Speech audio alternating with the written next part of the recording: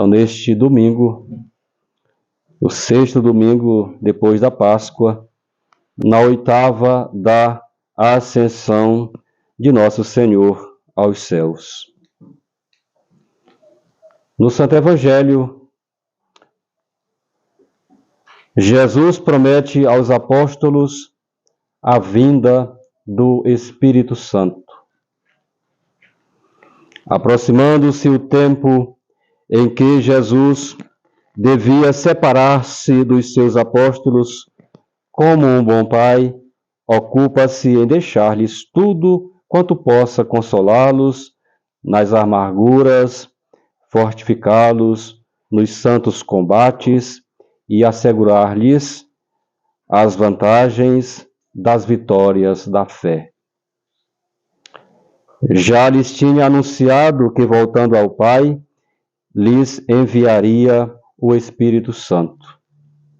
E para que esta promessa fosse mais própria a consolá-los e a animá-los, não se limitou a designar-lhes este Espírito Divino com o doce nome de Consolador, mas acrescentou dirigindo-lhes estas palavras: quando o Espírito da verdade, que procede do Pai, vier, dará testemunho de mim.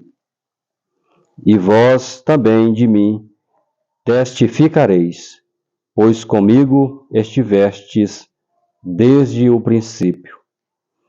Tal predição, vemo-la realizada em toda a sua plenitude na vida da Igreja, a começar na vida dos apóstolos.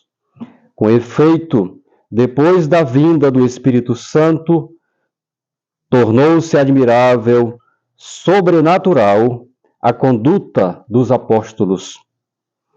Não são mais aqueles homens tímidos, fracos, vacilantes, a quem o temor fizera abandonar o seu divino mestre nos dias de sua paixão e de sua morte, como vemos no caso de São Pedro, negou Nosso Senhor por 3 vezes. Ao contrário, saíram do cenáculo para dar testemunho de Jesus Cristo, por suas palavras, pregando a sua divindade, espalhando a sua doutrina de salvação e conquistando pelo martírio a realeza divina de Nosso Senhor sobre as inteligências pela fé e sobre os corações pelo amor. E não foi somente pelas palavras, mas ainda pelos milagres e também pelo zelo apostólico que a Jesus prestaram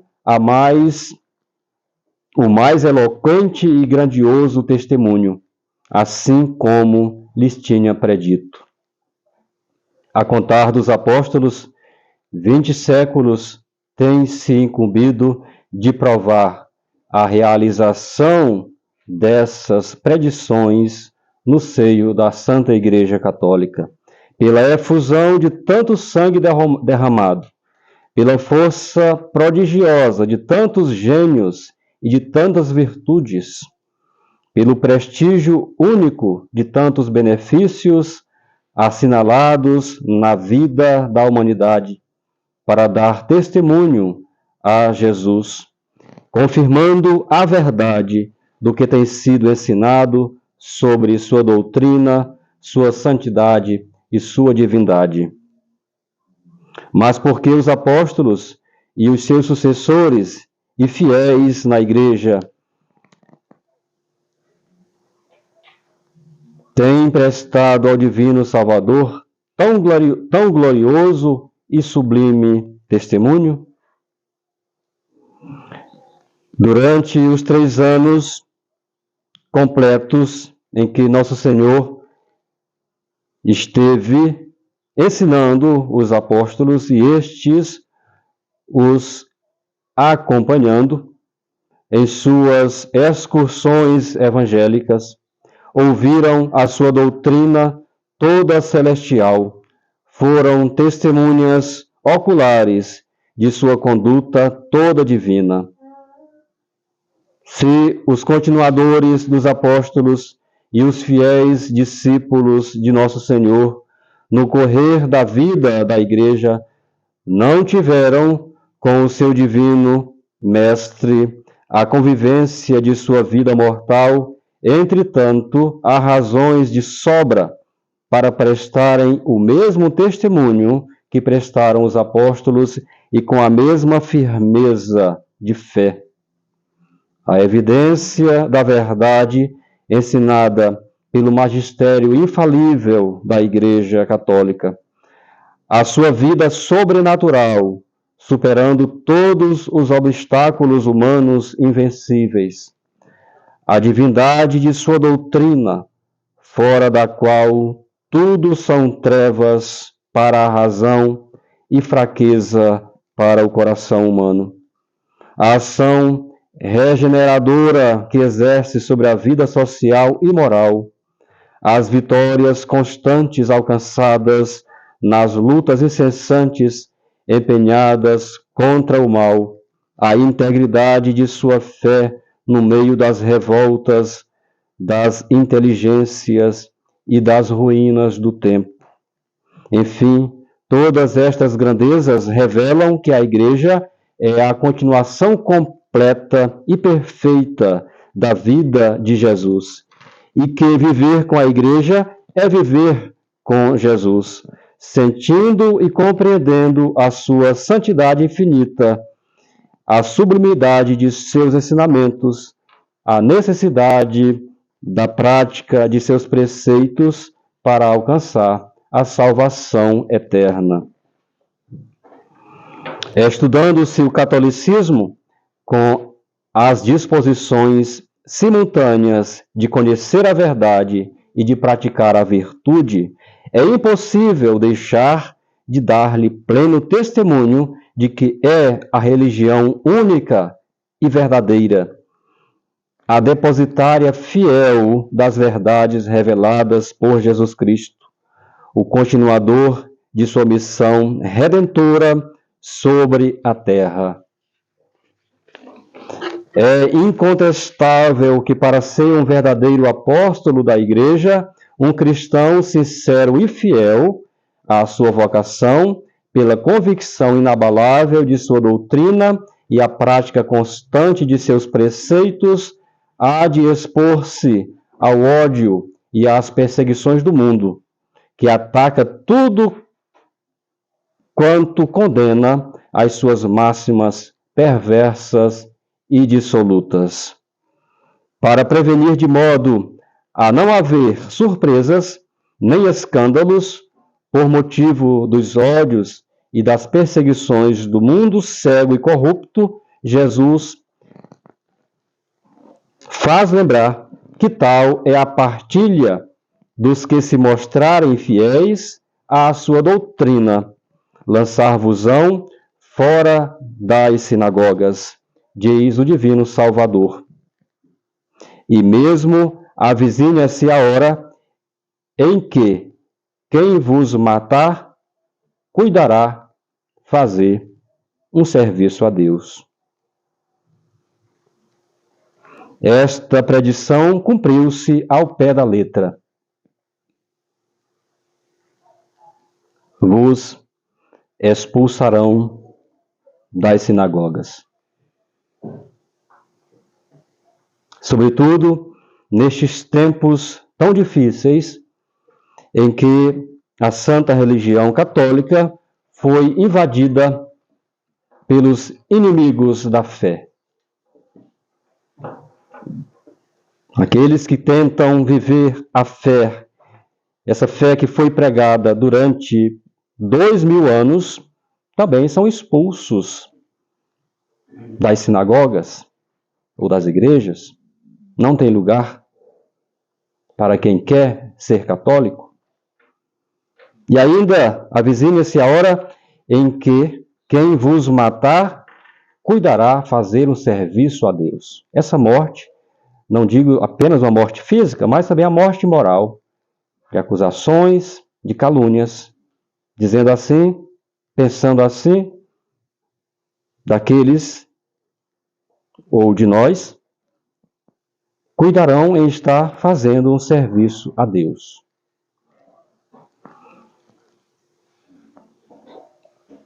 Apenas os apóstolos começaram a evangelizar os povos, ensinando a doutrina e publicando a glória de Jesus Cristo. Os judeus e os idólatras tramaram uma perseguição geral, mas a tempestade passou sem arrebatar a verdade poderosa do Santo Evangelho. A luta apareceu no próprio seio do cristianismo, no próprio seio da Igreja Católica. A luta apareceu. Os seus apóstolos e fiéis devotados são perseguidos desde os primeiros séculos pelas diferentes heresias, tentando enfraquecer sua força vital e comprimir seu desenvolvimento. Mas nosso Senhor garantiu: as portas do inferno não prevalecerão. As portas do inferno significam as heresias. Elas não prevalecerão. Quantos erros propagados, quantas calúnias inventadas, quantas violências executadas para sufocar a verdade católica, dilacerar a túnica inconsútil da unidade religiosa, da integridade da fé na Igreja Católica. Mas, ó prodígio divino, nesta guerra quase contínua da heresia contra a Igreja, muitas vezes teve de resistir à eloquência vigorosa de homens poderosos pela palavra e pelo pensamento.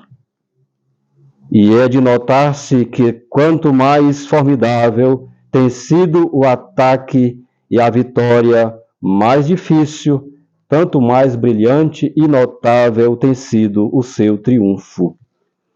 É assim que desde os apóstolos até nossos dias, a Igreja teve constantemente de resistir aos assaltos violentos do erro, sem que uma só pedra tenha sido arrancada de sua unidade indestrutível e admirável pelo esforço incessante das escaladas inimigas.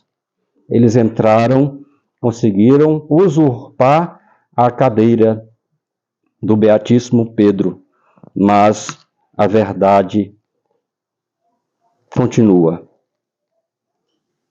Embora quem esteja lá anuncie a mentira, o erro e as heresias, mas a verdade, o Santo Evangelho, a Santa Tradição, o Santo Magistério continuam intocáveis. E é isso que nós queremos e tentamos viver. A ninguém é dado escandalizar-se e afligir-se com estas perseguições, em que todos os recursos da violência brutal e sistemática têm sido empregados no intuito de destruir a Igreja. Porquanto, se de um lado os ímpios, entorpecidos pelos vícios e cegos pelo erro, desconhecem a divindade de sua instituição e a santidade de sua doutrina, por outro lado, os apóstolos e fiéis devotados à Igreja, lembrando-se do que lhes disse o Divino Salvador, compreendem a viva realidade das predições feitas por Jesus sobre as perseguições e os sofrimentos da Igreja. Tanto nessa luta continuada e acérrima, a prova evidentíssima de que não é uma instituição humana, porém divina. Com efeito, entregue-se à ação devastadora do tempo e aos assaltos incessantes das heresias, sempre ardentes e fortes pelo apoio das paixões humanas, uma instituição do homem que não seja favorável aos interesses dessas paixões, porém estabelecida com o mais sólido fundamento possível, poucos anos serão precisos para arruiná-la e destruí-la por completo. Como então a Igreja Católica pode passar 20 séculos a reprimir todas as paixões humanas, a sofrer continuamente com a ação corrosiva do tempo, as lutas as mais violentas, as mais opiniáticas, as mais formidáveis, sem jamais curvar-se nem ceder às ameaças tremendas dos soberanos, dos gênios e dos povos, desde que o interesse da verdade se achasse comprometido pela obstinação do erro e a prepotência da tirania. É, pois, evidente que esta integridade de constituição imutável, que zomba de todas as potências do mundo, materiais e intelectuais, esta identidade permanente de doutrina, de organização, de expansão contínua, esta virilidade perpétua no meio dos elementos de alteração e de decadência, os mais ativos, renovados constantemente, não trazem o cunho de um fato natural. Mas se este fato não está na esfera da natureza, é sobrenatural, é divino. Isto fala de si mesmo e fala alto, bastante alto, de modo a encontrar eco em todas as almas, que antes de tudo amam a verdade, e mesmo a tocar profundamente o espírito, o mais prevenido, contanto que seja reto e sincero. Então, o coração é reto e sincero. Encontra na igreja o caminho seguro, o caminho da salvação. Não digo essa igreja que se apresenta como a Igreja Católica, que nada é de católica, nada tem de católica. Mas a igreja é verdadeira. Essas poucas pessoas que foram expulsas das sinagogas, expulsas das suas igrejas, e não tem lugar para elas lá. Porque nosso Senhor garantiu as portas do inferno, as heresias não prevalecerão sobre a igreja. São, portanto, cegos e insensatos os ímpios de todos os tempos que contra a igreja se revoltam, porque não conhecem a divindade de sua origem e de sua doutrina. Então se revoltam debalde, perseguem a igreja debalde, estão atirando em um fantasma, achando que destruindo, conseguindo infiltrar um dos seus no trono de São Pedro, eles conseguiriam destruir a igreja. De certa forma, se enganaram, porque continuamos, mesmo poucos, mas continuamos. Eles ficaram com os templos de pedra, com as estruturas físicas, achando que ali conseguiriam destruir a santa religião. Nós ficamos com a fé. Nós ficamos com a doutrina verdadeira, incorrupta, deixada por nosso Senhor e espalhada pelos 4 cantos da terra, pelos seus apóstolos. Eles vos tratarão assim, disse nosso Senhor aos apóstolos, porque não conhecem a mim, nem a meu Pai. Nós seguimos nosso Senhor. Nós procuramos viver aquilo que Ele pregou. Procuramos praticar aquilo que ele ensinou, porque nós o conhecemos. E sabemos que a igreja que ele deixou, a igreja que ele fundou e deixou os apóstolos para conduzi-la, é de origem divina, não é de origem humana. Louvado seja nosso Senhor Jesus Cristo.